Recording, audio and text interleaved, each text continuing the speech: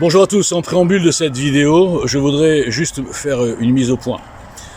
Le peu qui me connaissent sur les réseaux sociaux, notamment sur Twitter, enfin en fait que sur Twitter, m'ont collé une étiquette de clasher, de mec qui vient, qui insulte tout le monde, qui agresse tout le monde, etc. C'est complètement faux.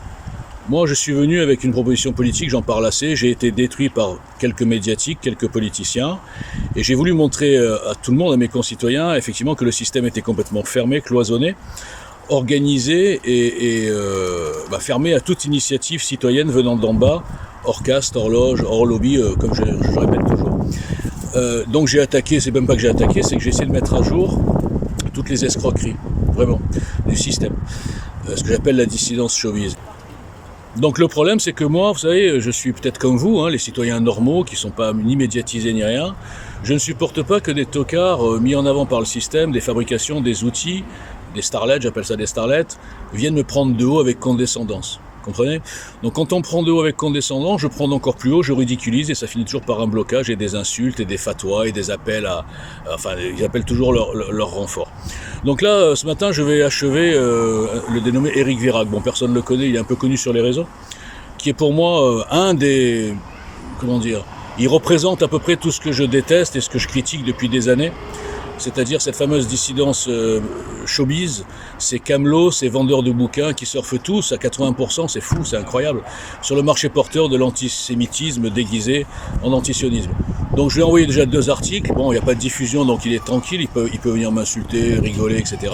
Il peut venir ironiser, parce qu'il y a toujours, vous savez, ces gens-là sont toujours armés de trolls derrière, ou des fans hein, qui viennent insulter l'inconnu qui a osé ridiculiser leur idole.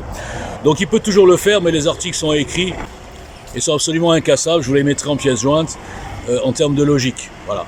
Donc ce matin il est revenu, je crois qu'il a envie de prendre une troisième claque, et je vais lui donner sa troisième claque. Merci. Je remercie Éric Vérag de s'enfoncer lamentablement et de confirmer exactement tout ce que je pense de lui, à savoir que c'est un total abruti et un propagandiste islamo-collabo. Alors déjà, premièrement, première incohérence, je suis le mouvement politique et l'individu rendu inconnu, hein, après un bon départ sur les réseaux, le plus boycotté, insulté, diffamé, menacé, shadowban, suspendu aussi 45 fois de France. Donc ça serait, l'ambassade d'Israël aurait fait un très mauvais investissement, puisqu'il paraît que je suis payé par le Mossad, par tout le monde, alors que personne ne me connaît. Il faut quand même être sacrément débile. Un très mauvais investissement pour payer un outil du système qui n'a aucune audience et qui est boycotté par tout le système. Bon, Eric, je suis désolé, mais déjà là... Bon, je vais maintenant continuer à t'achever. Maintenant, tu sembles nous faire passer le pauvre Youssef Indy comme une victime du système. Comme quelqu'un avec qui personne ne veut débattre parce qu'il est trop fort. Alors, le Youssef Indy en question, qui est torturé, c'est une pleureuse, un peu comme son tonton Soral. Hein. Le mec, il dit il est traumatisé, et en fait, il est partout, son site est toujours là, il diffuse toute sa saloperie, pas de problème. En fait, ce que tu n'as pas compris, Eric, c'est que justement, les gens comme Youssef Indy sont, eux, des outils du système pour ridiculiser la dissidence. Au passage, je préciserai que Youssef Indy n'a rien d'un dissident. Un dissident, pour moi, c'est quelqu'un qui arrive avec une proposition politique. C'est pas quelqu'un qui cible une communauté et qui vend des bouquins en monétisant son antisémitisme. C'est pas quelqu'un qui va nous sortir des citations, des trucs d'il y a 3000 ans pour soi-disant expliquer l'actualité alors qu'il ne capte pas l'évidence qui est que le sionisme est l'inverse du mondialisme et que la caste hétéroclite à intérêt convergent qui dirige cette grande caste de mondialistes n'en a rien à faire d'Israël, et c'est pas parce que Attali a dit un jour oui. Si on peut imaginer, rêver d'un Jérusalem devenant capitale de la planète qui sera un jour unifié autour d'un gouvernement mondial. Le jeu. Si Jacques a dit, c'est que tout le monde entier travaille pour assouvir le fantasme de Jacques. Hein? Je le répète encore une fois, le sionisme est un nationalisme juif. Ce que fait Netanyahou va à l'encontre du plan du Grand Reset. Netanyahou est un ennemi d'Harari, est un ennemi de Schwab, est un ennemi de Soros, est un ennemi d'Attali. Moi, je suis totalement contre la politique de colonisation. Je pense qu'un des Là, vous parlez du gouvernement Netanyahou. Je pense que Netanyahou est un des pires ennemis de la survie de l'État d'Israël. Je pense qu'il devrait être en prison. Il est un ennemi même de Bernard-Henri Lévy. Tous les gens que nous connaissons qui travaillent au plan numéro 1 sont des ennemis de Netanyahou. Parce qu'ils ne veulent pas de nation. Mais ça te dépasse, Eric.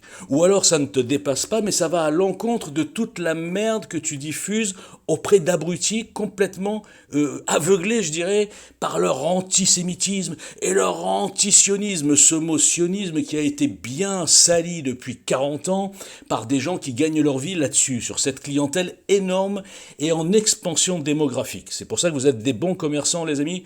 Pour ça, je vous félicite. Donc, résumons-nous, je serai un outil du système boycotté par tout le monde, pendant que Youssef Indy serait un grand dissident dangereux, jamais suspendu, depuis le début de Twitter, jamais suspendu.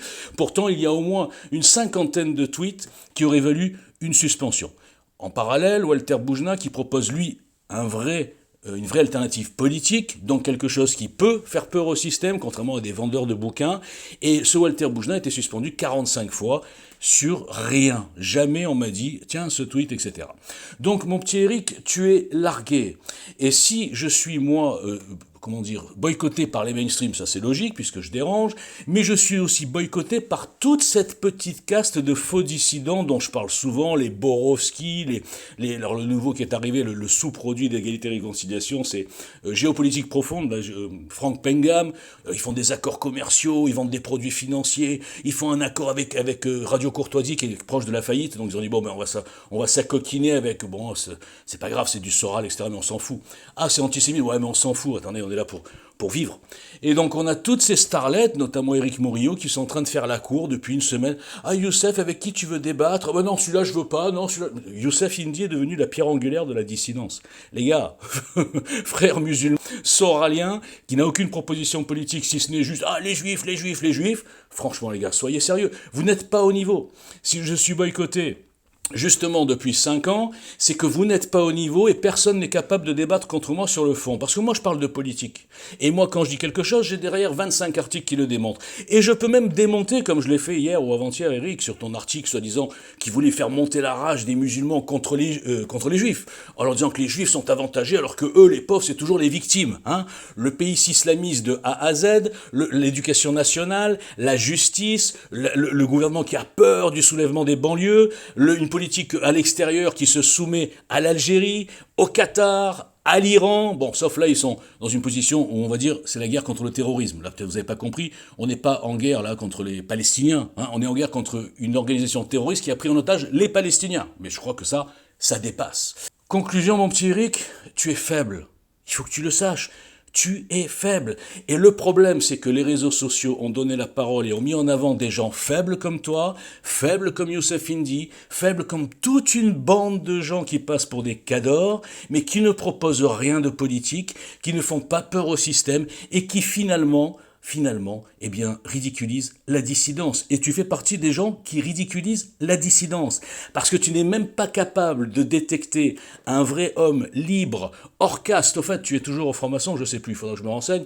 Un mec hors caste, hors loge, hors tout, hors financement occulte, hors boostage par d'autres charlatans, comme par exemple ont bénéficié tous les gens qui sont des enfants, on va dire, de Soral. Tu ne sais même pas détecter un vrai résistant, qui peut prendre n'importe qui en débat, et qui, lui, derrière, a un vrai programme budgété et des vrais articles. Et c'est ça qui fait peur au système, certainement pas ton petit Youssef Indy, ou toi, ou tous les petits tocards qui tournent autour.